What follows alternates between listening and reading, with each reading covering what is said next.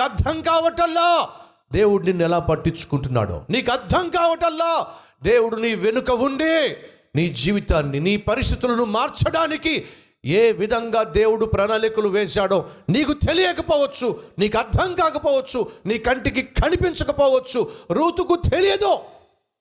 ఏమిటి వీళ్ళందరూ పనులు విడిచిపెట్టేస్తున్నారు ఏమిటి? నాకు ఎక్కడ చూసినా పనులే. ఏదో ఒక పూట కోసం పనులు ఎరుకోవడానికి వస్తే ఏమిటి వీళ్ళందరూ నా కోసం పనులు మర్చిపోతున్నారా, లేకపోతే విడిచిపెట్టి వెళ్ళిపోతున్నారా? ఏం జరుగుతుంది? తనకు తెలియదు. తన పరిస్థితిని మార్చటానికి, తన దీన స్థితిని మార్చటానికి దేవుడు ప్రత్యేక శ్రద్ధ వహిస్తున్నాడని తనకు తెలియదండి. ఈరోజు ఒక సత్యం చెప్పాలని ఆశపడుతున్నాను. నీకు కనిపించకపోవచ్చు, నీకు తెలియకపోవచ్చు, కానీ ఒక సత్యం మాత్రం వాస్తవం. ఏమిటి?